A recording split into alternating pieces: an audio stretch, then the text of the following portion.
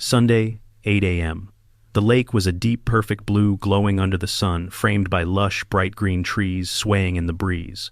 I was enjoying the quiet when heavy footsteps broke through the calm. Sandra, our overweight HOA president in a loud, mismatched outfit, lumbered toward the shoreline with a huge bag of chemicals dragging behind her. Before I could react, she tore the bag open and dumped everything straight into the water. The lake flashed unnatural green, the air turning sharp and metallic as the clouds spread outward like poison veins. She thought she was improving the view, but my stomach dropped. That lake fed every drinking well in the neighborhood. Sandra Kirkpatrick didn't just arrive in Pine Haven, she announced herself. You could hear her before you saw her, the jangling bracelets, the heavy footsteps, the strained breathing that followed her everywhere like a second shadow. She was an overweight woman wrapped in loud colors, always choosing outfits that clashed with the peaceful greens and blues of our lakeside community. Neon florals, sequins in daylight heels sinking into soft grass. She moved with authority she hadn't earned, convinced the entire neighborhood needed her vision of perfection. The first week she moved in, she marched around the lake with a clipboard pointing at fishing poles, kayaks, even kids' sand buckets, like they were violations of some sacred design code. She called the lake untidy and claimed it ruined the property values she was determined to rescue. Her pattern was obvious. If something didn't match her Instagram idea of suburban beauty, she wanted it gone. And for reasons she never hid, I became her favorite target. My dock, my boat, my quiet mornings by the water, each one bothered her more than the last. She said fishing made the lake look low class. She said natural weeds along the bank looked messy. She said a spring-fed ecosystem was just decor. But it wasn't her arrogance that made her dangerous. It was her certainty, her unshakable belief that she understood this place better than the people who'd lived here for decades. She wasn't just wrong. She was about to become catastrophic. When I first moved to Pine Haven, I thought I'd found the last quiet corner of the world. The lake was what drew me in the same deep, steady blue every morning, fed by cold limestone springs that kept it clearer than any water I'd ever worked with. My wife, Sarah, fell in love with it instantly. Before cancer took her, we spent every sunrise here fishing side by side, while the trees glowed bright green around us. After she passed, the lake became the one place where the world still felt like it made sense. Most people never knew what ran beneath their feet, a network of natural springs weaving through limestone channels, feeding every well in Pine Haven. 47 homes, one shared lifeline. My 3 decades in water treatment meant I understood how fragile systems like this were, and how easily one ignorant decision could destroy them. Life here was simple. I maintained my dock, kept the shoreline clean, took water readings out of habit, neighbors waved, kids ran along the bank. The lake wasn't decoration, it was a live part of us. The old-timers respected that. The newcomers never thought about it. Then Sandra arrived. Almost immediately, the air changed. She saw the same blue water and green trees I did, but to her, it wasn't beauty, it was untapped potential. She wanted fountains, manicured edges, rules about the visual harmony of outdoor spaces. She started whispering to new residents about modernizing the neighborhood, talking as if nature itself needed her makeover. The first small crack appeared when she told me my fishing gear cheapened the view. Then, she hinted that the dock my wife and I built should be reviewed for compliance. After that, she began walking the shoreline with her clipboard, stopping often to catch her breath, but scribbling furiously each time she spotted something she didn't like. My boat rope, the wooden sign Sarah carved, even the natural reeds that kept the bank from eroding. It was clear she didn't understand the lake, and worse, she didn't want to. Her attention kept drifting toward the water with that same calculating look. What can I change? What can I control? And underneath all of it, I sensed where this was going. Sandra wasn't just preparing to enforce rules, she was preparing to rewrite them. It started small enough that most neighbors wouldn't have noticed, but I did. One Monday morning, I found a bright pink HOA courtesy notice taped to my mailbox. According to Sandra, my fishing chair disrupted shoreline aesthetics. The next day, another notice appeared, scolding me for leaving equipment visible from community walking paths. That equipment was a single tackle box tucked behind my dock. She began circling the lake every afternoon, clipboard in hand, sweat beading along her forehead as she tried to keep pace on the grassy bank. She'd pause near my property longer than anywhere else, staring at my dock like she was inspecting a crime scene. The lake was still calm, then still that rich blue framed by vibrant green trees, but I could feel a storm building behind her heavy breathing and forced smiles. Rumors spread quickly. Dale's dock is unsafe. Dale's fishing attracts pests. Dale's clutter lowers curb appeal. None of it made sense, but the whispers grew anyway. Sandra wasn't enforcing rules. She was testing boundaries. The first real line she crossed appeared in the form of metal signs. Not cheap yard signs, these were professionally printed aluminum plates bolted into the ground around the lake. No fishing. Decorative water feature only. They looked official enough that a stranger might assume the county had put them up. Except, one of them was planted directly on my land. When I confronted her, she didn't even try to hide her smirk. "Community improvements happen fast when leadership takes initiative," she said, chest heaving slightly from the walk. Her neon jacket clashed violently with the green shoreline behind her, but she stood there like she owned the view. Then came the certified letter, a 3-page threat accusing me of illegal use of HOA property, trespassing, nuisance activity, repeat infractions. If I continued fishing on my own shoreline, she warned, legal escalation may occur. My hands shook, reading it not from fear, but from the sheer absurdity of it. I'd spent 30 years protecting water systems. She'd spent 30 minutes researching Instagram aesthetics. Sandra wasn't just pushing boundaries anymore. She was erasing them. The lake changed first.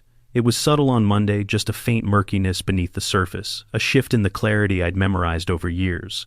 By Wednesday, the blue had dulled. By Friday, it looked sick, a muted green bleeding through the once bright reflections. Then the fish surfaced. Not many at first, just 2 bluegill floating near the reeds. But the next morning, I found bass washed ashore, their silver scales dulled, their bodies stiff. The vibrant green shoreline felt wrong now, like nature was holding its breath. Sandra's reaction, probably natural turnover, she said, waving me off while adjusting the tight sleeves of her floral top. Her cheeks were flushed, whether from heat or denial I couldn't tell. Then she introduced professional help, a young man named Kyle, who arrived in a rusted pickup with a pool skimmer in the back. His so-called assessment lasted 14 minutes. Dip a strip, snap 2 photos, declare bacterial hazard. Within 24 hours, Sandra was telling neighbors my fishing gear was spreading contamination.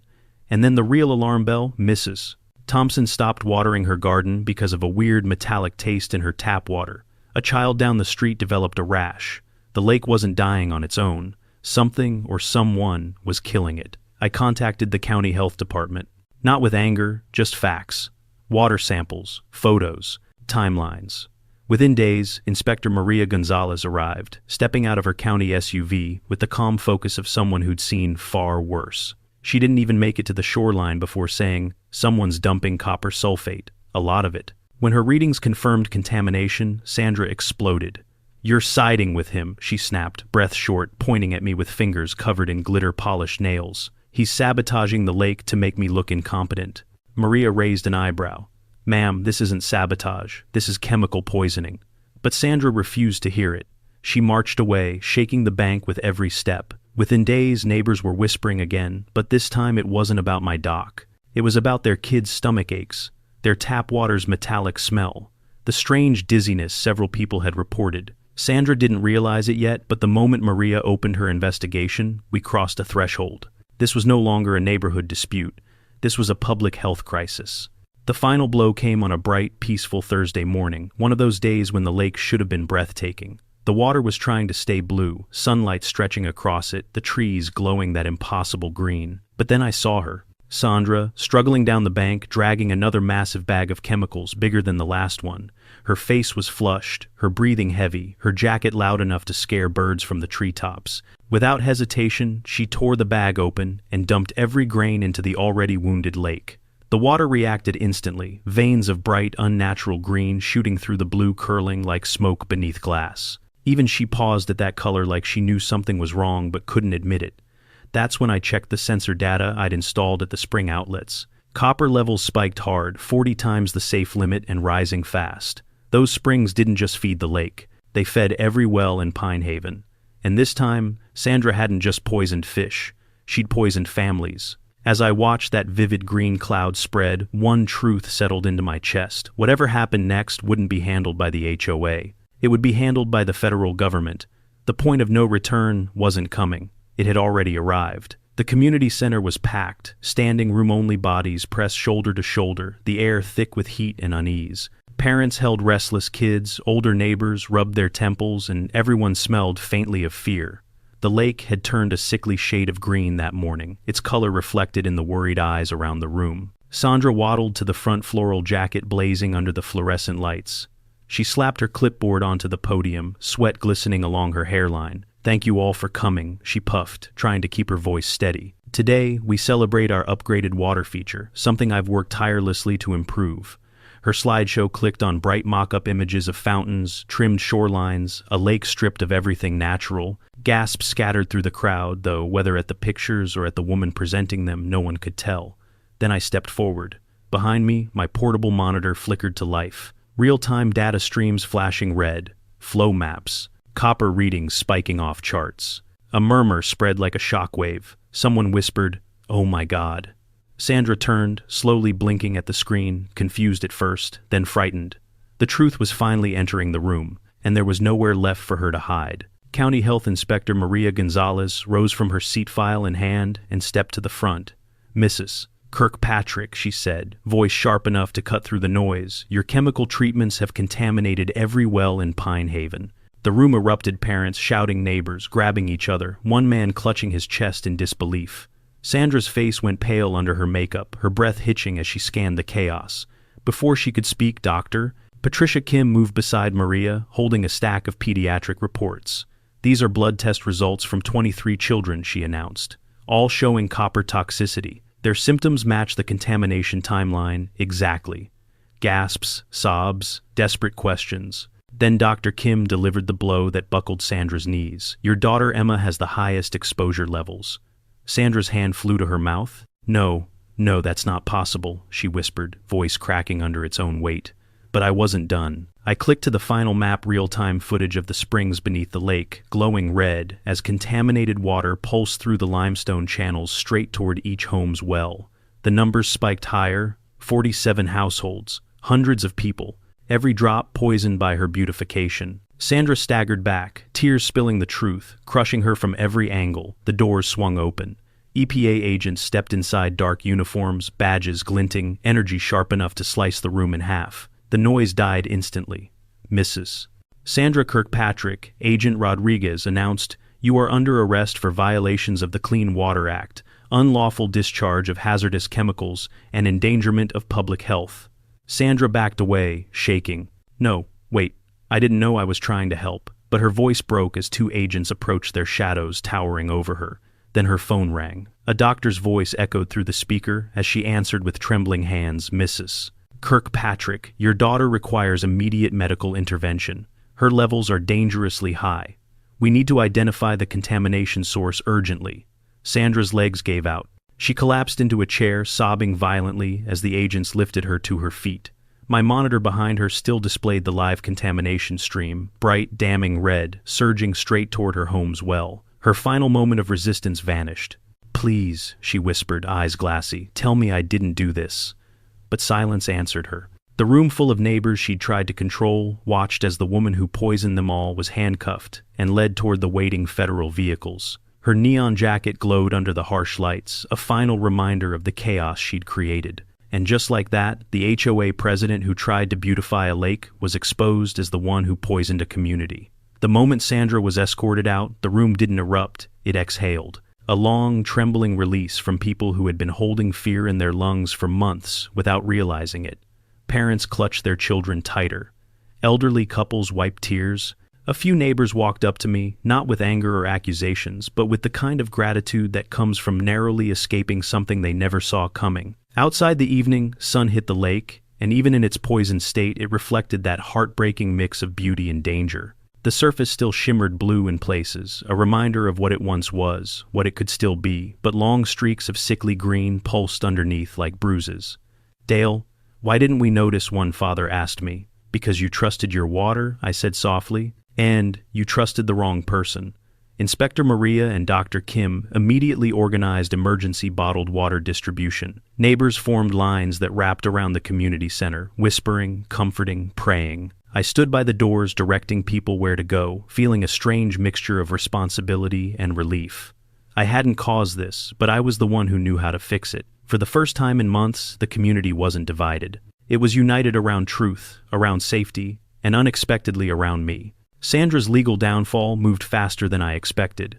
The EPA filed charges within 48 hours, multiple counts of illegal chemical discharge, groundwater contamination, and endangerment of public health, federal crimes. No HOA board, no slick real estate charm, no neon jacket could help her now. She received 18 months in federal prison, $75 0-inches EPA fines, and another $490 0-inches restitution to cover new wells, medical testing, and emergency infrastructure upgrades. Her homeowner's insurance collapsed under the weight of the claims. Her savings disappeared. Her assets were seized. Her husband Richard filed for divorce almost immediately and was granted full custody of their daughter Emma. The court cited Sandra's willful negligence and ongoing environmental misconduct. Emma began treatment for copper toxicity, and the doctors were hopeful caught early enough her body would heal. Within weeks, contractors arrived with drilling rigs to replace all 47 wells.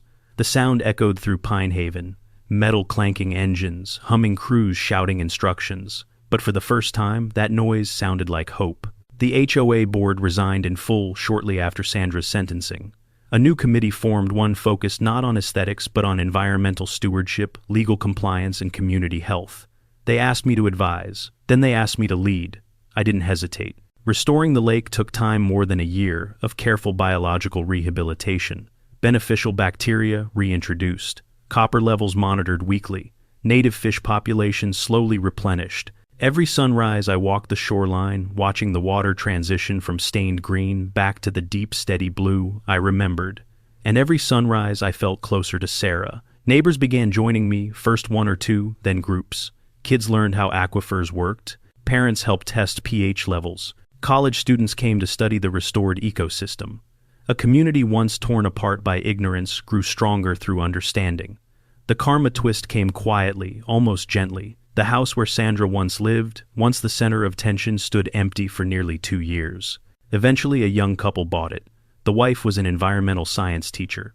The husband restored native plants in his spare time. Their first act was removing Sandra's artificial landscaping and replacing it with pollinator gardens that lined the shoreline in bursts of yellow, purple, and soft white. The lake thrived. The community thrived. And one morning, as the sun broke over the treetops, I stood at the dock with my fishing rod.